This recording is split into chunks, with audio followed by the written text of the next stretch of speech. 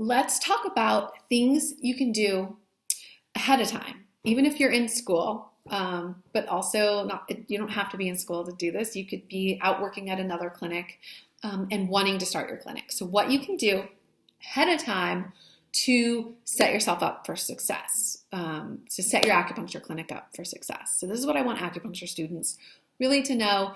It annoys me that, so I teach the business class at CSTCM and I've taught it at SWAC too, and they get this class their last semester of school, which just seems like they needed a business class earlier. It's like I know we don't get into this field, we don't get into this medicine because we're dying to be small business owners. Most of us do that very, what's the word I'm looking for? Like hesitantly, begrudgingly, I don't know. We get into this medicine because we love our medicine. It's so deep and powerful and vast and fascinating and fun, and we get to touch people's lives, and it's just, we're passionate about our medicine, not about being business owners. But the reality is that the vast majority of us have to be business owners, have to start our own clinics. There's more and more jobs these days than when I graduated. There's other options. You can work for other clinics, hospitals, other kinds of practitioners. But for most of us, you're going to have to start your own clinic, and you should not wait until you're done with school to start thinking about it. There's things you can do to make sure you hit the ground running and set yourself up for success. I don't know about you, but me, I graduated with a ton of student loan debt and no partner or backup plan or anyone else supporting me, right? Like I needed to get my clinic up and running and start making money and paying off my loans and supporting myself, or else I would have been like out on the street or working some other job that I wasn't passionate about, even though I had this amazing master's degree education, right? So I hit the ground running immediately. And my student loans were paid off within several years. So so what I want you to think about, the thing I want acupuncture students to know is try not to take out a ton of money in student loans. Work as much as you can while you're in the program. Please understand that is going to be accruing with interest, and that and just be conscientious that it's not just free money, and try to take out as little student loans as possible. It's going to help you out in the long run, make your life better in the long run. Okay, let's go on to the things you can do and should think about while you're in school to get your acupuncture clinic set up for success. Okay, number one is find a home for your practice. Think about where you want to practice and live, and research the laws in that state if you're moving states, and think about where you want to move. Research that community. Look at competition, even though I hate to think of it as competition, and I like to think of it as potential collaborators. Look at the other acupuncturists or practitioners around, and look at that community. And how can you best serve that community? What does that community need? Are there a ton of other fertility acupuncturists, and there's no pediatric specialists? Is it a big, older community or a big sports community? What are there other people specializing in? Is there a niche that you could slide right into really easily? What skills and expertise could really help you serve that market and could make you unique? Next is I would think about specializing in a niche. When you're in school, think about what is something you could specialize in that would keep you interested and excited and passionate for years. And if there's teachers at your school, follow them. Take as many clinics as you can with that, sports medicine person, if that's what you want to do, with that for women's health medicine person. It's great to get a variety of different thinking, and it was fun for me to dabble in Dr. Tom and 5E and learn some sports medicine, but I knew I wanted to specialize in women's health, and I did as many clinics as I could with Valerie Hobbs, and really felt like, unlike a lot of acupuncturists, I graduated feeling really confident in treating women's health and fertility just from, without taking any additional continuing ed. Now I've taken a ton and I'm ABORN certified, but it really helped me grow my practice when I had that confidence and felt like I had an expertise in area of specialty that I got from school. So I would think about that. I would, early on, I would get a job at a clinic. Even if you're volunteering without pay, one evening a week or something, answering their phones. Even if it's not an acupuncturist, but it's a chiropractor or homeopath or physical therapy office, even if it's not an acupuncturist, and even if you're not getting paid, I would go work in somebody else's clinic because you will learn so much about how they run their clinic, practice management, what they're marketing, what they're doing that works, doesn't work, little things like systems, like how they, even say like, hello, so-and-so, come on back, we're ready to see you, or how they check people out. I learned how to do QuickBooks from this. I learned all kinds of things. And I also learned clinical pearls like how amazing magnesium is, from working for a chiropractor and who was also a homeopath all through grad school. I learned so much from her. I think everyone should be required to go work in a clinic.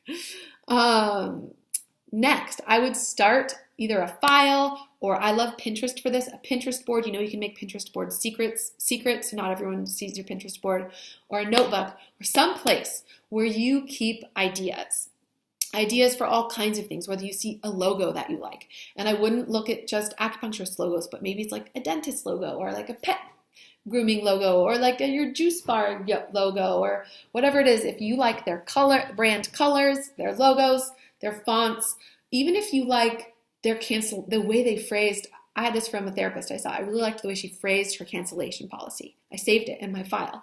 Even if you see a photo in a magazine of like a bedroom, it's not even an acupuncture office, but it's maybe a photo on Pinterest of a bedroom, and you're like, that feels really relaxing and cozy, and that's going to inspire my clinic decor. Something like that even.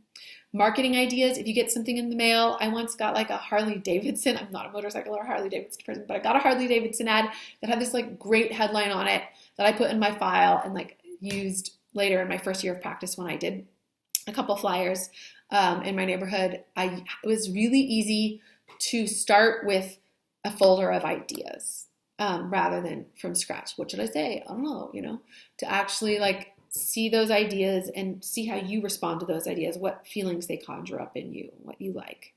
Anything that you like and that inspires you, it's way easier to go to a graphic designer, for example, with logos you like, rather than being like, I don't know, just make something perfect, and I can't explain what I want.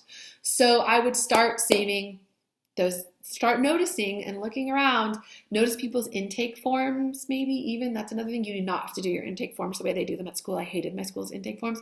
Start noticing other acupuncturists or other practitioners' intake forms, logos, office decor, marketing. Save it. It's going to help you. Okay. Think about what venue you want to practice in. So maybe you really don't want to start your own clinic. Okay, fine, great. You don't have to, but you do need to start proactively looking for opportunities. Do you want to work in another acupuncturist office? I would go start developing that relationship now. It is really hard. I have acupuncturists working for me, and I've only hired people who have been previous students of mine because I know how they show up. Everyone can look good on a resume and interview, but how do they really show up? Are they passionate? Are they hardworking? Are they, really people with high integrity? I think you're far more likely to get a job if you have a relationship with somebody. So go try to volunteer, get a job, or even just start seeing that acupuncturist or chiropractor, be their patient or something. Start developing a relationship with the clinic you might want to get a job at. And think about what venue you would like to ideally practice in. Yeah. And if you want to get a job, start building that relationship now. Start thinking about a name for your clinic. So this is hard. It's hard to decide on the name. And I walk you through this in my course, Starting Your Acupuncture Clinic. We talk about this and a lot. Branding and whether you should choose LLC or S Corp and how to choose the best malpractice for you and what it costs to start your acupuncture practice, how to set your prices, what it costs to run your acupuncture practice, how to get your first patients in the door, all kinds of things. But something you can start doing before you even take your practice management class is start just brainstorming and thinking about a name for your clinic. You want it to be easy to pronounce, spell, and remember, and clearly communicate what it is you do. in Colorado here, I'm in Colorado, you want it to be clear that you're not a marijuana shop and not just be like natural wellness, right? That sounds like a marijuana shop. You want it to be really clear what you do and how you can help. So pick a name that appeals not only to you, but to your potential patients. For example, like we might love something like, I don't know, Four Gates, acupuncture, Dantian. I thought about Dantian because it's like, you know, it has so much to do with fertility, but no one else understands what that means. You know, we acupuncturists would be like, yeah, cool, that's neat. But like potential patients would be like, what? Huh? I have no idea what that means. So choose something that's clear, that communicates what it is you do and how you can help. And you can check for name availability at your Secretary of State website. It's really easy to search for name availability. Okay, start thinking about making a wish list for what you're going to need in your clinic. When you close your eyes and you imagine your clinic in your mental gallery, like enter the front door, what do you see in the waiting room? What do you see in your treatment room? Start writing down what it is you see and think and try to estimate how much it's going to cost to get all those things. Those will be your startup costs, right? And then start thinking, can you borrow money from somebody? Do you need to save up some money? You're going to, you know, how can you, are you going to need to have a part-time job to supplement your income and to help you save to start your business?